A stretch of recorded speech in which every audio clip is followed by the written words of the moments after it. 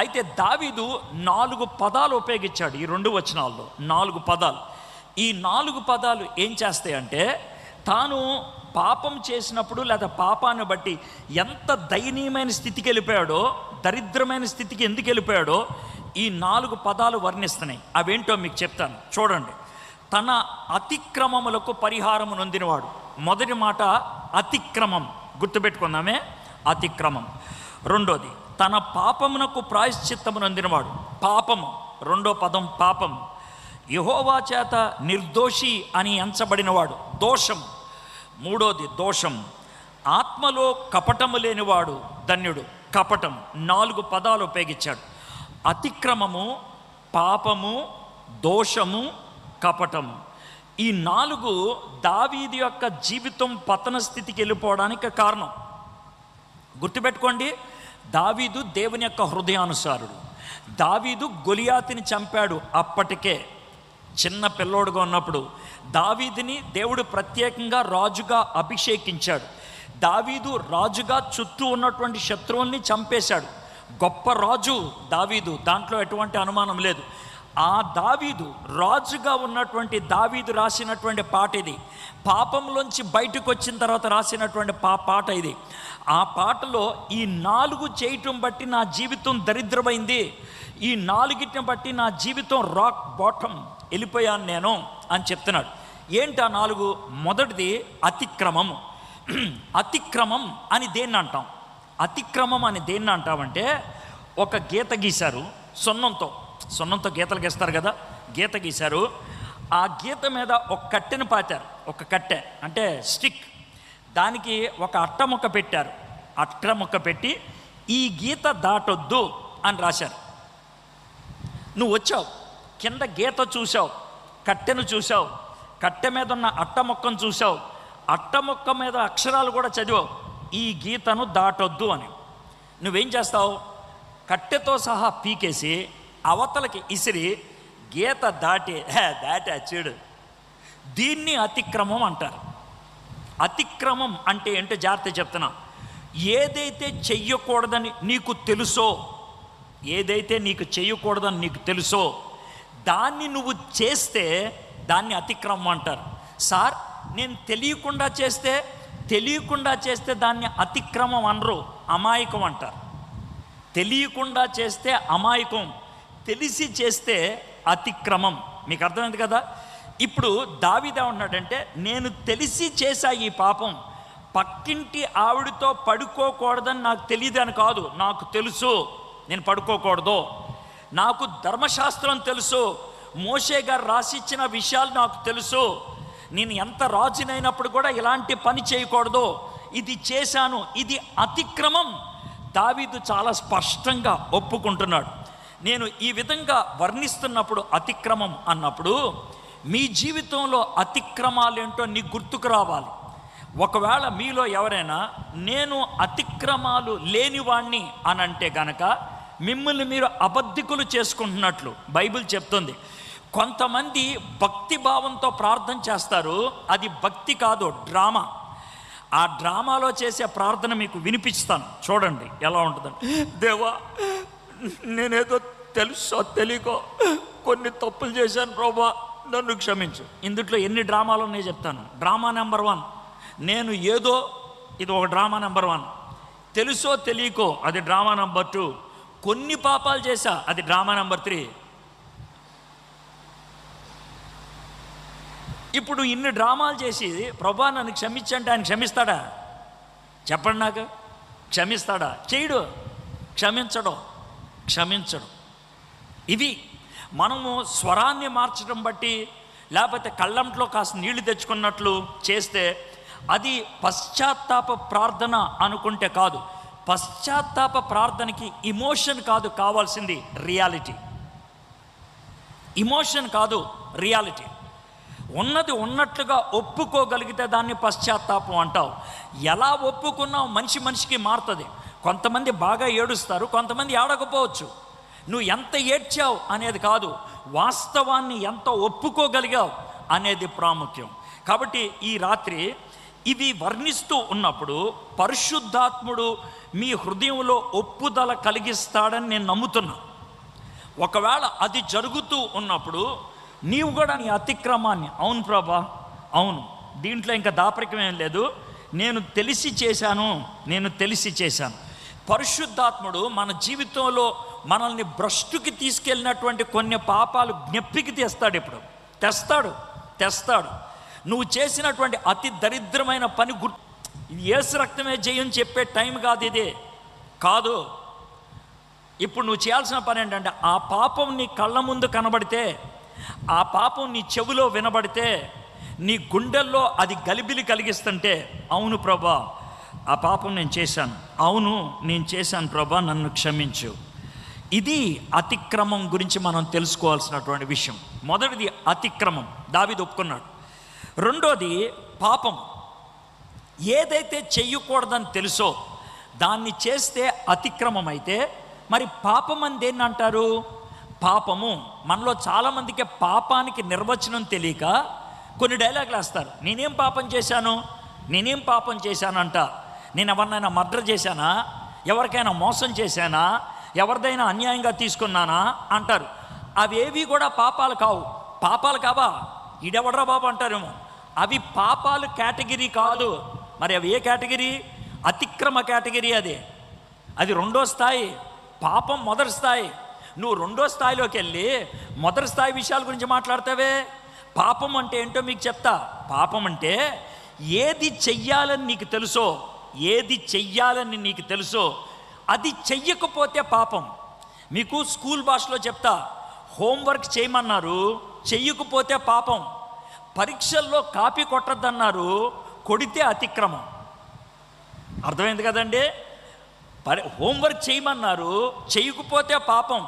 పరీక్షల్లో కాపీ కొట్టద్దన్నారు, కొడితే అతిక్రమం. ఇది చెయ్యమన్నది చేయటం, అది చెయ్యొద్దన్నదని చేయటం. మీకు అర్థమైంది కదా? చెయ్యమన్నది, బైబిల్ చదవమన్నాడు దేవుడు, చదువుతున్నారా? ప్రార్థన చేయమన్నాడు దేవుడు, చేస్తున్నారా? ఆయనతో సహవాసం కలిగి ఉండమన్నారు, ఉంటున్నామా? ఇవి మనకి తెలీదా? తెలుసు కదా. తెలిసిన వాటి గురించే మాట్లాడుతున్నాను. పాపం. దావీదు పాపాన్ని ఒప్పుకున్నాడు. నేను పాపం చేశాను. ఏం పాపం చేశావు దావీదు? నా బుద్ధి గడ్డి తిని యుద్ధానికి వెళ్లకుండా ఇక్కడ కూర్చున్నా, అందుకే ఇదంతా వచ్చి పడింది. నేను యుద్ధానికి వెళ్తే కనుక ఈ యుద్ధంలో నేను ఇరుక్కునేవాడిని కాదు. బయట యుద్ధం చేస్తూ ఉంటే బాగుండేది. బయట యుద్ధం చేయకుండా ఇక్కడ కూర్చుంటే లోన యుద్ధం మొదలైంది నా జీవితంలో. ద వార్ విదిన్, నా జీవితంలో వార్ మొదలైంది. కాబట్టి ఇది పాపం. నేను చెయ్యాల్సింది చేయలేదు, పాపం. చెయ్యకూడదు చేశాను, అతిక్రమం. ఇక మూడోది దోషం. దోషం అని దేన్ని అంటారు? అతిక్రమం అంటే చెప్పాను, చెయ్యకూడదు చేయటం. పాపం అంటే చెప్పాను, చెయ్యమన్నది చేయకపోవటం. దోషం అంటే ఏంటి తెలుసా? చేసిన తప్పుని తప్పు కాదులే అని ఇతరులకి జవాబు ఇవ్వడానికి ప్రయత్నం చేయటం. ఇది దోషం. నీకు తెలుసు నువ్వు తప్పు చేసావని. ఇది ఎందుకు దోషం? ఇది ఎందుకు పాపం? ఇది ఆడు చేయట్లేదా? ఇది వీళ్ళు చేయట్లేదా? ఇది వాళ్ళు చేయట్లేదా? ఇది మనం ఉపయోగించేటువంటి పదం. చూద్దాం. పాశ్చాత్య దేశంలో మన భారతీయులు చేసే దోషం ఏంటో మీకు చెప్తాను. ఆడికెళ్ళి మందు కొట్టేస్తారు. ఎరా మందు ఎందుకు కొడుతున్నాం అంటే, ఇక్కడ అందరు కొడుతున్నారుగా. ఇది దోషం అంటే గుర్తుపెట్టుకోండి, నైతికత అనేది దేశానికి మారదు. కల్చర్ మారుతుంది, సంస్కృతి మారుతుంది, కానీ నైతికత మారదు. సంస్కృతి అంటే బట్టలు మార్చుకున్నావు, భాష మార్చుకున్నావు, నమస్కారం చెప్పే పద్ధతి మార్చుకున్నావు, ఇది కల్చర్. నీకు దేవుడికి ఇదేమీ అడ్డు రాదు. కానీ మోరల్, నైతికత నీకు దేవుడికి అడ్డు వస్తుంది. దానియేలు, నీ పేరు మార్చండి. దానియేలు, నువ్వు సబ్జెక్ట్ మార్చండి. దానియేలు, నీ ఫుడ్ మారుస్తాం. దేవాలయం దగ్గర నుంచి ఫుడ్ తీసుకొస్తాం అంటే వద్దు సార్. దేవుడికి నాకు అడ్డు తెస్తుంది. అది దేవుడికి నీకు అడ్డు తెచ్చేది ఉంటాయి కొన్ని, అవి మోరల్. కాబట్టి ఆ మోరల్ని కూడా కల్చర్ భాషలోకి తీసుకొచ్చి మాట్లాడితే దాన్ని దోషం అంటారు. అమ్మాయిల్ని ప్రేమిస్తారు, అబ్బాయిల్ని ప్రేమిస్తారు, తర్వాత నేను ఎందుకు ప్రేమించాను తెలుసా? ఈమెను పెళ్లి చేసుకోవడానికి, ఈయన్ని పెళ్లి చేసుకోవడానికి. దేవుడు వాక్యంలో ఆ పద్ధతి చెప్పాడా? దాన్ని కల్చర్ భాషలో, లేకపోతే నేను తర్వాత ఏదో మంచి పని చేస్తాను, ఇప్పుడు ఇష్టం వచ్చినట్లు నేను తిరగొచ్చు, ఇది దోషం. మీలో చాలామంది ఇక్కడ కూర్చున్న వాళ్ళు దోషులు ఉన్నారు. నాలాంటి ఇవాంజలిస్టులు ఇలా మాట్లాడరు. ఎందుకని మాట్లాడరో తెలుసా? మళ్ళీ పిలవరేమో అనే భయంతో. కానీ నాకు ఆ భయం లేదు, నేను మాట్లాడతాను. ఎందుకనంటే నాకు వాక్యం ముఖ్యం. ఆయన నేను ఇబ్బంది పెట్టకూడదు. ఎవరైనా ఇబ్బంది పడితే దానికి నేనేం ఖాతరు కాదు, నేను లెక్క కాదు, నేను ఆయనకి లెక్క అప్ప చెప్పాలి. కాబట్టి మీలో ఇక్కడ కొంతమంది దోషులు ఉన్నారు. అతిక్రమం అంటే ఏంటో చెప్పా, పాపం అంటే ఏంటో చెప్పా, దోషం అంటే ఏంటో చెప్పా. ఇక 4వది, ఆత్మలో కపటము లేనివాడు. కపటం అంటే ఏంటి? అతిక్రమం చేయకూడదు చేయటం, పాపం చెయ్యాల్సింది చేయకుండా ఉండటం, దోషం చేసిన తప్పుని సంజాయిషి ఇచ్చుకోవటం. 4వది కపటం, చేసిన పాపాన్ని చాప కిందకు తోసేయటం, ఎవరికి కనబడకుండా. దావీదు అది కూడా చేశాడు. ఎలాగా? మాఫీ చేసేద్దాం అనుకున్నాడు.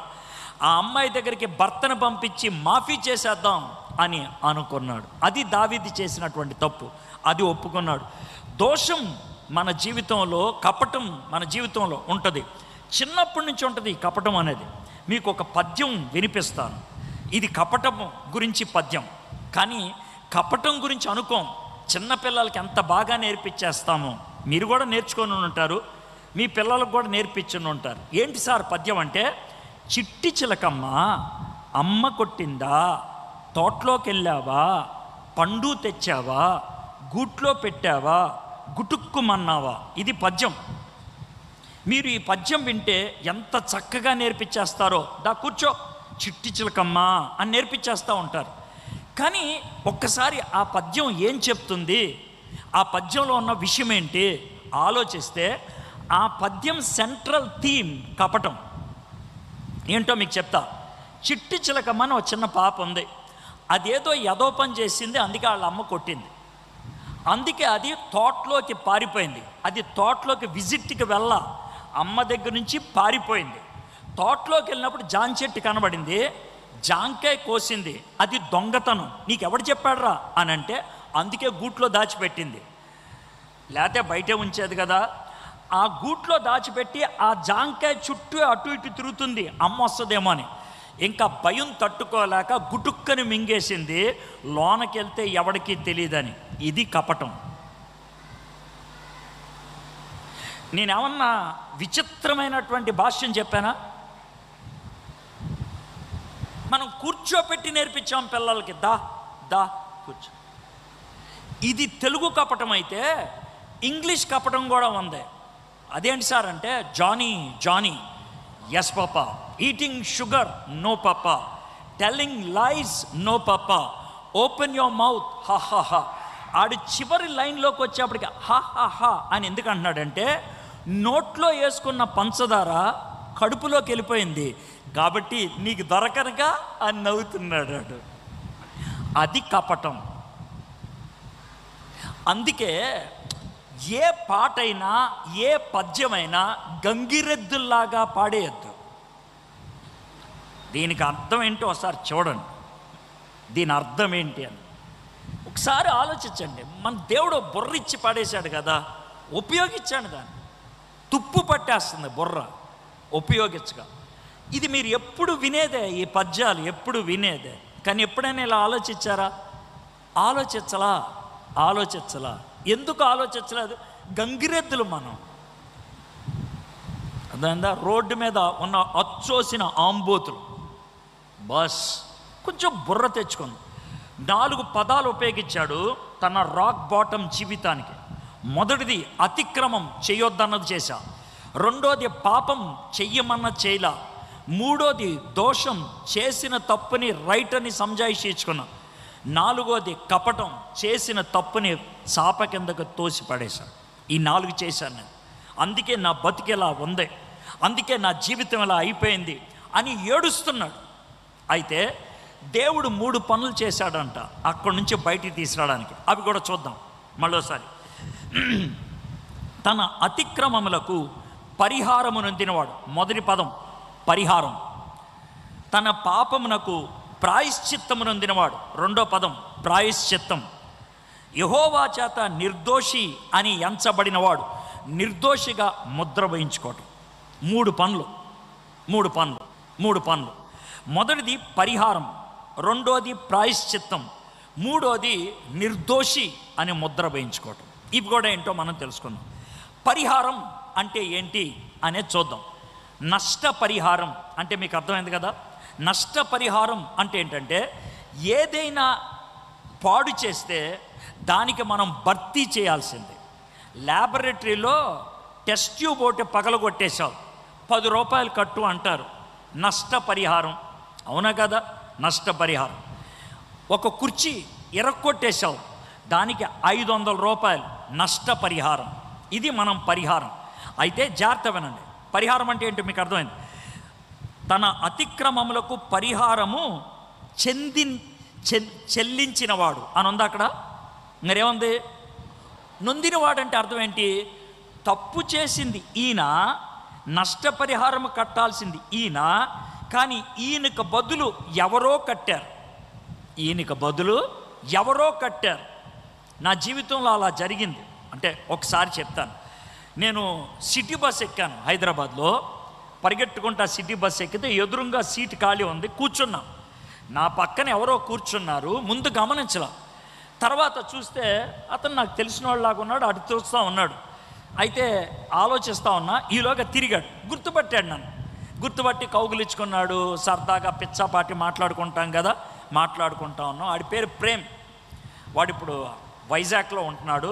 మొన్నటిదాకా సౌదీ అరేబియాలో పెద్ద ఇంజనీర్. ఆయన వైజాగ్ వచ్చి సెటిల్ అయిపోయాడు, ఎయిర్పోర్ట్ దగ్గరే ఉంటాడు. వాడు అనమాట. మేము చిన్నప్పుడు స్నేహితులం కాబట్టి చాలా కాలం తర్వాత కలిసామని కబుర్లు ఆడుకుంటూ వెళ్తూ ఉన్నాం హైదరాబాద్. కొద్దిసేపు ఉన్నాక ఒక ఆయన ఇలా కొట్టాడు, భుజం మీద కొట్టి టికెట్ అని అన్నాడు. నేను జోబులో పైన 10 రూపాయలు పెట్టుకున్నాను టికెట్ కోసం అని. ఆ 10 రూపాయలు తీసి ఇలాగ స్టైల్గా పెట్టా. అతను చెయ్యిలా తోసేసి టికెట్ ఏది అని అడిగాడు. అంటే పిచ్చ కోపం వచ్చి ఇలా తిరిగి చూసా. అతను టికెట్ కలెక్టర్ కాదు, చెకింగ్ ఇన్స్పెక్టర్. మా సిటీ బస్సు చాలా దూరం వెళ్ళిపోయింది, నేను టికెట్ కొనలా. సో ఒక్కసారిగా భయం వేసి చాలా కబుర్లు ఆడేశాను. సార్ నేను ఎప్పుడు టికెట్లు కొంటాను, చూడండి సార్ నా దగ్గర ఎన్ని టికెట్లు ఉన్నాయో సార్, వీటితో మాట్లాడుతూ ఉన్నాను సార్, చాలా కాలం తర్వాత కలిశాను సార్, ఇది పొరపాటు సార్. ఇవన్నీ వాడు ఎండో బాబు ఇవన్నీ నాకు వద్దు, నాకు టికెట్ ఇయ్యి అన్నాడు. సార్ నేను టికెట్ కొనలేదు సార్ అని అన్నా. అంటే పెనాల్టీ కడతావా అని అన్నాడు. ఎంత సార్ అన్నా. 50 రూపాయలు అన్నాడు. మనం ఒక అన్న 50 రూపాయలు లేవు ఆ రోజు. సార్ నా దగ్గర 50 రూపాయలు లేవు సార్, 20 రూపాయలు ఉన్నాయి అన్నా. కుదరదు సార్, 50 రూపాయలు కట్టండి, ఇది రిసీట్ ఇస్తాను మీకు. ఒకవేళ మీ దగ్గర డబ్బులు లేకపోతే అని ఇలా చూపించాడు. బస్సు వెనకాల గ్లాస్ ఉంటుంది, గ్లాస్ వెనకాల ఇంకో బస్సు ఉంది. ఆ బస్సు మీద ఈ బోర్డు ఉంది, మొబైల్ కోర్ట్ అని. అక్కడికి వెళ్ళి అన్నాడు. మనం ఆ కోర్టులోకి వెళ్ళటానికి భయం. ఇక్కడేమో మన దగ్గర డబ్బులు లేవు. పచ్చి బూతులు తిట్టుకుంటున్నాయి మనసులో, వీడెందుకు కనబడ్డాడు నాకు, అది ఇదని తిట్టుకుంటా ఉన్నా. ఈలోగా అరే ఎడ్వాడు అన్న హెడే అని అన్నా. అంటే వాడు జోబులోంచి 50 రూపాయలు తీసి ఇదిగోరా అని అన్నాడు. ఇప్పుడు నేను చేయగలిగే పని ఒకటే, నీ 50 రూపాయలు నాకు ఎందుకురా అంటే నేను ఎక్కడికి వెళ్ళాలి? మొబైల్ కోర్టులోకి వెళ్ళాలి. నేను చేసిన పని ఏంటంటే వాడిచ్చిన 50 రూపాయలు తీసుకొని ఈయనకి ఇస్తే ఎంత పెద్ద టికెట్ రాసి ఇచ్చాడు నాకు. అర్థమైందా? ఆ తర్వాత మీ ఇద్దరం కబుర్లు ఆడుకోవాలా, గమ్మును కూర్చున్నాం. ఇదే టికెట్ అనుకోండి, ఈ టికెట్ ఇలా పట్టుకొని ఏంటి పరిస్థితి అని అనుకుంటూ చూస్తూ ఉన్నా. ఇలా తిరిగి చూస్తే వాడి చేతిలో ఎంత టికెట్ పట్టుకున్నాడు, అది 10 రూపాయలు, ఇది 50 రూపాయలు. మేమిద్దరం వెళ్ళేది అంతే దూరం.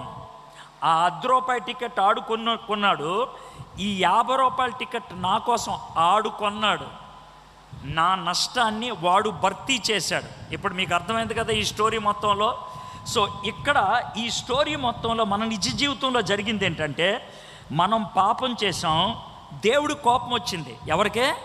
దేవుడు కోపం వచ్చి నష్టం చెల్లించాలి, వీడు పాపం చేశాడు అని అరిస్తే నా దగ్గరే ఉంది చెల్లించడానికి. అప్పుడు నాకు జామీనుగా మధ్యలో ఒక ఆయన వచ్చాడు. ఆయన పేరు యేసయ్య. వచ్చి ఏమన్నాడంటే, తండ్రి ఈయన కోసం నేను చెల్లిస్తాను, ఎంత కట్టాలి అన్నాడు. నీ రక్తం ఇస్తావా? ఇస్తానయ్యా. మొత్తం చివరి బొట్టి దాకా కార్చేయాలి. కార్చేస్తావా? కార్చేస్తానయ్యా. ఆయన చివరి బొట్టి దాకా రక్తాన్ని కార్చేసి, ఇదిగో ఎడ్వర్డ్ విలియమ్స్ చేసిన పాపానికి ప్రాయశ్చిత్తం ఇదే, పరిహారం ఇదే, ఎడ్వర్డ్ చేసిన పాపానికి పరిహారం ఇది అని చెల్లించాడు. నేను చేయగలిగేది ఒకటే, అవును సార్ ఆయన రక్తం కార్చింది నా కోసమే అని. ఇది నీ జీవితంలో జరిగిందా? ఇది నీ జీవితంలో జరిగిందా? ఒకవేళ జరగకపోతే నువ్వు వెళ్ళేది నరకానికి. నువ్వు విశ్వాసివి, నువ్వు విశ్వాసిగా పాపం చేసావేమో, అతిక్రమించావేమో, నీ గుండెలో ఆ గుబులు ఉండిపోయిందేమో, ఆ గిల్లుండిపోయిందేమో. ఈ పరిహారం గురించి ఆలోచించి ఇప్పుడు ఆయన కార్చిన రక్తాన్ని ఇప్పుడు నీ జీవితానికి ఆపాదించుకో. ఇది పరిహారం. రెండో పదం ప్రాయశ్చిత్తం. ప్రాయశ్చిత్తం అంటే ఏంటో మీకు చెప్తా.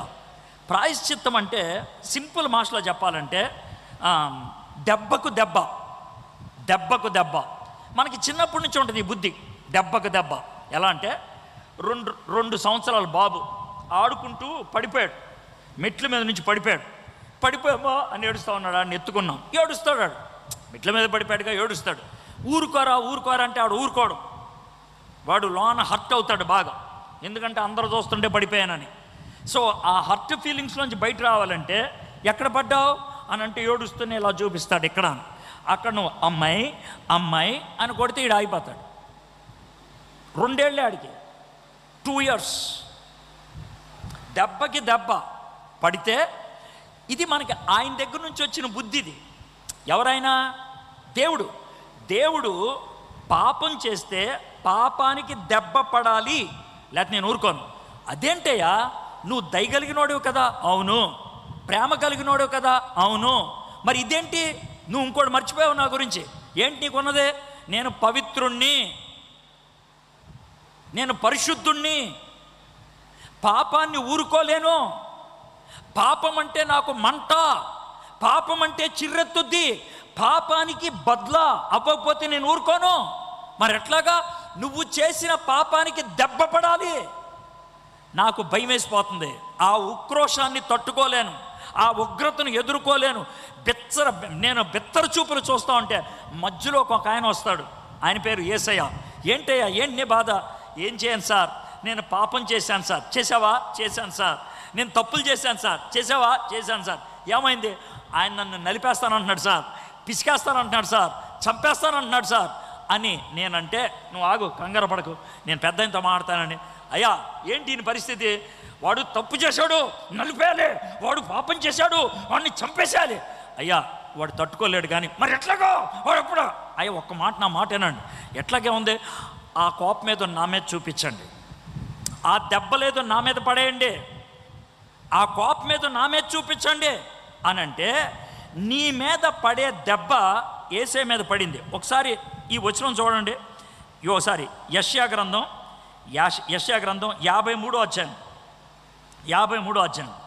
మీకు 2 వచనాలు చదివి వినిపిస్తాను. మీకు కొంచెం షాకింగ్గా అనిపిస్తుంది, కానీ మీరు జాగ్రత్తగా వినాలి. 53 యెషయా 4వ వచనం చదువుతున్నాను. నిశ్చయముగా అతడు మన రోగములను భరించెను, మన వ్యసనములను వహించెను, ఆయనను మొత్తబడిన వానిగాను. జాగ్రత్తమనంటే నేను ఆగింది ఎందుకంటే ఇది మీరు వినాలని. ఆయనను మొత్తబడిన వానిగాను. నెక్స్ట్ ఈ లైన్ జాగ్రత్త వినండి. దేవుని వలన బాధింపబడిన వానిగాను. ఎవరి వలన అంటే యేసేని బాధించింది ఎవరో చెప్పండి నాకు. ఎవరో? సాతాను కాదు, దేవుడు. ఎందుకంటే తన పవిత్రత కోరింది, పాపానికి దెబ్బ. ఇంకా చూడండి, శ్రమ నొందిన వానిగాను మనం అతన్ని ఎంచితిమి. 5వ వచనం. మన అతిక్రమములు బట్టి అతడు గాయపరచబడెను, మన దోషములను బట్టి నలగొట్టబడెను, మన సమాధానార్థమైన శిక్ష అతని మీద పడెను, అతడు పొందిన దెబ్బల చేత మనకి స్వస్థత కలుగుతుంది. సమాధానార్థమైనటువంటి బలి అంటే ఏంటి తెలుసా? మధ్యవర్తిత్వం చేసేవాడు. సార్ ఆడు ఎంత కట్టాలి? 1000 రూపాయలు కదా, అది నేను కడతాను. ఏమైంది? ఆయన కొట్టాలనుకో, నన్ను కొట్టు, ఆడిని వదిలే. యేసు ప్రభు వారు సమాధానపరచడానికి నీ మీద పడాల్సిన దెబ్బలు తన మీద వేయించుకున్నాడు. అది ప్రాయశ్చిత్తం అంటే. మీకు అర్థమవుతుందా? అది ప్రాయశ్చిత్తం. ఇది మీ మీ మీ యొక్క గుండెల్లో అసలు మెదులుతుందా? నువ్వు చేసిన తప్పుకి ఆ వ్యక్తిని, అమాయకుడైనటువంటి ఆ వ్యక్తిని, నిర్దోషి అయినటువంటి ఆ వ్యక్తిని నలిపి పడేశారే, బాగా చిత్రహింసలకు గురి చేశారే, అది అది మన కోసం ఆయన చేసిన ప్రాయశ్చిత్తం. 2 పదాలు అయిపోయినాయి. 3వది, యెహోవా చేత నిర్దోషి అని ఎంచబడినవాడు. దేవుడు ఎవరిని నిర్దోషి అనగలడు? అందరూ దోషులమే కదా. మరి ఎలా అనగలుగుతాడు? అవుతుంది. అది ఎలా అవుతుందో మీకు చెప్తాను. నా గురించే మీకు చెప్తాను. నేను దేవుడు ఇచ్చినటువంటి ముద్ర ప్రకారం నిర్దోషిని. ఎలా అయ్యావు అని అంటే కనుక, ఒకవేళ నేను ఇప్పుడు చచ్చిపోయాను అనుకోండి, పరలోకానికి వెళ్ళాను, అక్కడ కోర్టు సీన్ జరుగుతుంది. ఇలా జరగదు అసలు, నేను మీకు అర్థం అవడానికి చెప్తున్నాను. కోర్టు సీన్ జరుగుతుంది. సింహాసనం మీద తండ్రి కూర్చున్నాడు, నన్ను ముద్దాయి బోన్లో పెట్టారు. నా ఎదురుగా సాక్షిగా ఉన్నది ఎవరంటే సాక్షాత్తు సాతానుడు అనమాట. సాతానుడు నా గురించి చెప్తున్నాడు, వీడు దుర్మార్గుడు, వీడు చాలా నికృష్టుడు, వీడు డ్రగ్ అడిక్ట్, వీడు వాళ్ళ అమ్మ చీరని, పెళ్లి చీరని 20 రూపాయలు తాకట్టు పెట్టి అమ్మేశాడు డ్రగ్గుల కోసం, వీడు క్యాబరా డ్యాన్సులకు వెళ్ళేటువంటి వాడు, చాలా దరిద్రుడు అని నాకు సంబంధించినటువంటి ప్రాముఖ్యమైన పాపాలని చెప్తాడు. చెప్పిన తర్వాత ఏమంటాడు తెలుసా? ఇలాంటి దుర్మార్గుడు పరలోకానికి వెళ్తే పరలోకం పాడైపోద్దే అని అంటాడు. అప్పుడు తండ్రి దేవుడు నా వైపు చూసి, బాబు ఎడ్వర్డ్ ఏమంటావంటే, నేనేమంటాను సార్, ఆయన చెప్పిందంతా నిజమే అని అంటాను. అప్పుడు మళ్ళీ నవ్వుతాడు. ఎవరు? సాతాను. చెప్పాను కదా, ఈడు ఒప్పుకోకపోతే స్క్రీన్ మీద చూపించేవాడిని, ఈడు చేసినటువంటి భయంకరమైన తప్పులు తప్పించుకోలేడు, వదిలేయి ఈయన్ని మా నరకానికి వదిలేయి, మేము చూసుకుంటాం అని అంటే, తండ్రి దేవుడు, అయ్యా మరి నువ్వు ఏమన్నా చెప్పేది ఉందా? సార్ ఉన్నది సార్. ఏముంది? ఏమి లేదు సార్, నాకు లాయర్ గారు ఉన్నారు, దొరికారు సార్ లాయర్ గారు.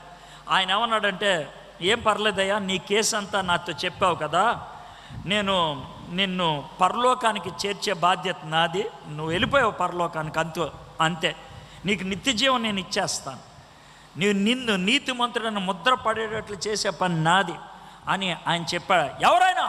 ఎవరా లాయర్? సార్ బయట ఉన్నారు సార్, మీరు ఒప్పుకుంటే కనుక ఆయన వస్తారు సార్, నా తరపున ఆయన వాదిస్తారు, రమ్మనండి ఆయన్ని అని అంటే మా లాయర్ గారు లోనికి వస్తారు. మా లాయర్ గారి పేరు జీసస్ క్రైస్ట్. ఆయన వస్తాడు, ఆయన వచ్చి నిలబడతాడు అక్కడ.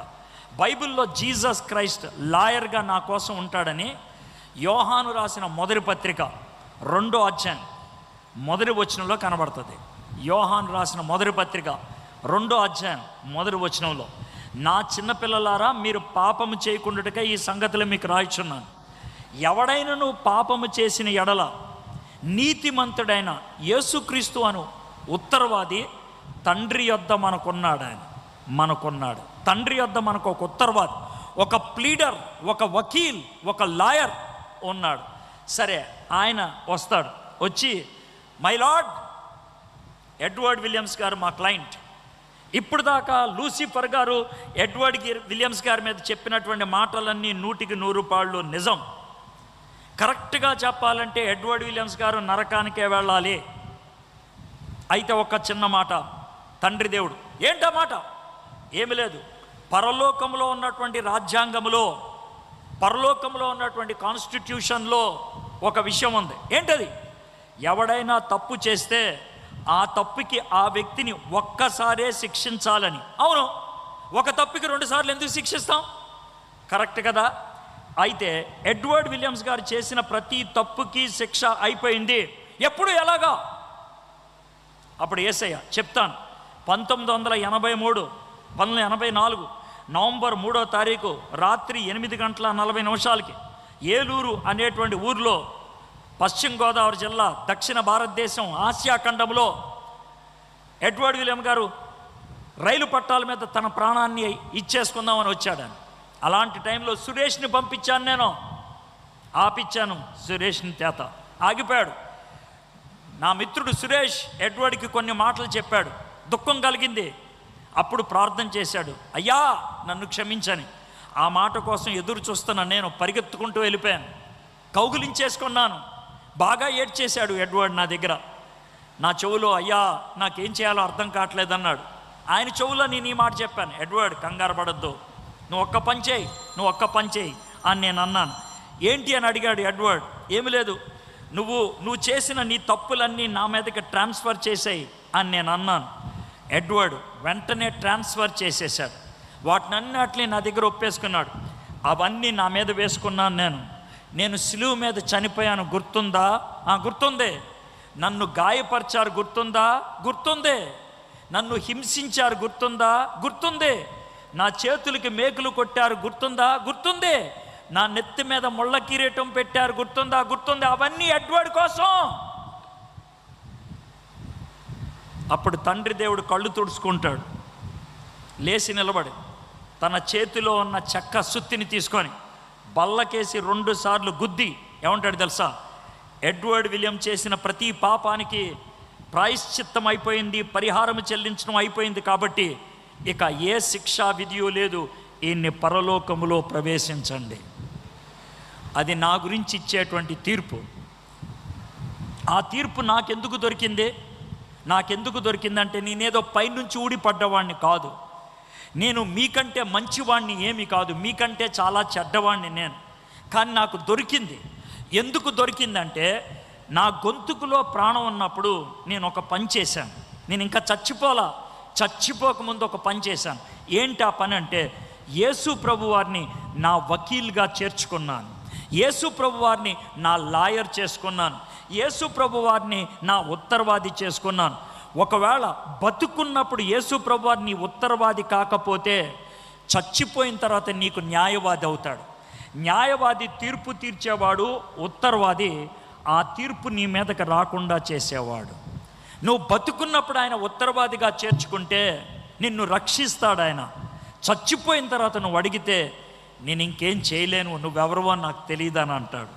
కాబట్టి ప్రాణం ఉందా మీకు, ఇంకా బతికే ఉన్నారు మీరు, అవకాశం ఉందే. మీరు ఇప్పుడైనా సరే, యేసయ్యా నువ్వు నా ఉత్తరవాదివే, ఉత్తరవాదిగా నీ దగ్గర నా పాపాలన్నీ ఒప్పుకుంటా, ఏమీ దాచిపెట్టను, మొత్తం నీ దగ్గర ఒప్పుకుంటా, సంజాయిషి ఇవ్వను, నేను ఒప్పుకుంటే ఆయన వాటినన్నిటినీ తన మీద వేసుకొని నీకు బదులుగా శిక్షను భరించాడు. కాబట్టి ఆయన నిన్ను తీర్పులోనికి రాక మరణములో నుంచి జీవములోనికి దాటింప చేస్తాడు. ఇది యోహాను సువార్త 5వ అధ్యాయం 24వ వచనం. 2 వచనాలు నేను చెప్పినట్లు చాలా టైం అయింది కదా, ఇప్పుడు గబగబా 3-4 వచనాలు చూద్దాం. నేను మౌనునై ఉండగా దినమంతయు నేను చేసిన నా ఆర్తధ్వని వలన ఎముకలు క్షీణించినవి. దివారాత్రులు నీ చెయ్యి నా మీద బరువుగా నుండెను. నా సారము వేసవి కాలమున ఎండినట్లు ఆయను. నేను మౌనినై ఉండగా, పాపపు గిలి ఉన్నప్పుడు పక్కోళ్ళతో మాట్లాడబుద్ధి అవ్వదు. మీలో చాలామందికి ఈ అనుభవం ఉంటుంది. మీ ఫ్రెండ్స్ ఎప్పుడైనా ఈ మాట అన్నారా? ఎందుకని డల్గా ఉన్నావు, ఎందుకని మాట్లాడట్లేదు? అప్పుడు మీరు చెప్పే జవాబు ఏంటి తెలుసా? ఏం లేదులే, నీకు అర్థం కాదులే. ఇది మీరు అనే మాట. ఎందుకని అర్థం కాదులే అంటారు తెలుసా? చెప్పుకోవడానికి దమ్ము లేదు కాబట్టి. ఏమి లేదులే అని ఎందుకంటారు తెలుసా? చెప్పడానికి చాలా ఉంది కాబట్టి. తర్వాత ఏమన్నాడు తెలుసా? నేను చేసిన దినమంతయో నేను చేసిన నా ఆర్తధ్వని వలన నా ఎముకలు క్షీణించినవి. కొంతమందికి మైగ్రేన్ వస్తుంది, కొంతమందికి ఎసిడిటీ బిల్డప్ అవుతూ ఉంటుంది, కొంతమందికి ఆకలి వేయదు, కొంతమందికి నిద్ర పట్టదు. ఇవన్నీ దేని గురించో తెలుసా? గుండెల్లో ఉన్నటువంటి ఆ బాధ శరీరంలోకి పాకింది. ఇక్కడ కూడా అదే. దివారాత్రులు నీ చెయ్యి నా మీద బరువుగా ఉండెను. కొంతమంది రాత్రి నిద్ర పట్టదు, మగత నిద్రలో ఉన్నప్పుడు ఎవరో ఇక్కడ కూర్చొని మీ గుండె పిసికేస్తున్నట్లు ఉంటుంది, మీ పేక పిసికేస్తున్నట్లు ఉంటుంది. భయమేసి వచ్చి రాని ప్రార్థన చేయడం మొదలు పెడతారు. యేసు రక్తమే జయమని అనలేరు. ఒక 2-3 నిమిషాలు కొట్టుకున్నాక అప్పుడు విడుదల దొరికినప్పుడు ఏమీ లేదులే అంటారు. దెయ్యం వచ్చి కూర్చుంది అనుకుంటారు, మీరు మీ మీద భూతం వచ్చి కూర్చుంది అనుకుంటారు. కానీ ఇక్కడ దావీదే ఉన్నాడు తెలుసా? దివారాత్రులు నీ చెయ్యి నా మీద బరువుగా ఉండను. నాకు నిద్ర పట్టకుండా చేసింది నువ్వే, నాకు రాత్రిపూట బిత్తరకేకలు వేస్తూ లేపింది నువ్వే. దావీదు ఆ విధంగా ఒప్పుకుంటున్నాడు. నా సారము వేసవి కాలమున ఎండినట్లయను. డ్రై అయిపోయింది నా జీవితం. అందరూ ఆరాధిస్తున్నారు, కానీ నాకు మాత్రం డ్రైగా అనిపించింది. ఇప్పుడు 5వ వచనం చదువుదాం, చదివి ముగిద్దాం. 5వ వచనం పైన ఏముంది? సెల. 5వ వచనం కింద ఏముంది? సెల. సెల అనేది ఒక స్టాంజా, ఒక పాట స్టాంజా అయిపోయిన తర్వాత ఉపయోగించేదన్నమాట సెల అనేది. 5వ వచనం ఒక్కటే ఒక స్టాంజా. అదేంటో చూద్దాం. నా దోషము కప్పు కనుక నీ ఎదుట నా పాపము ఒప్పుకొంటిని, యెహోవా సన్నిధి. జబ్బు కూడా ఎందుకు వస్తుందో తెలుసా? అప్పుడైనా నీకు బుద్ధి వస్తుందేమో అని, అప్పుడైనా నీకు బుద్ధి వస్తుందేమో అని. అప్పుడైనా ఈ మాటలు గుర్తొస్తే, యేసు ప్రభు పాదాలు పట్టుకుంటే బాగుపడతావు.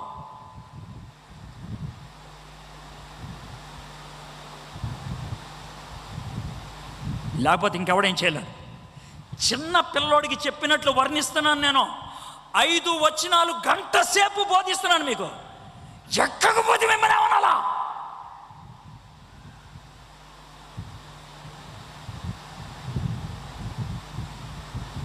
మళ్ళీ చదువుతున్నా చూడండి. యెహోవా సన్నిధిని నా అతిక్రమములు ఒప్పుకొందుననుకొంటిని. ఒప్పుకోలా అనుకున్నాడంతే. ఒప్పుకోలా, అప్పటికింకా ఒప్పుకోలా, అనుకున్నాడంతే. అనుకున్నాడు. ఏం జరిగింది? నీవు నా పాప దోషమును పరిహరించి ఉన్నావు అనుకున్నాడు.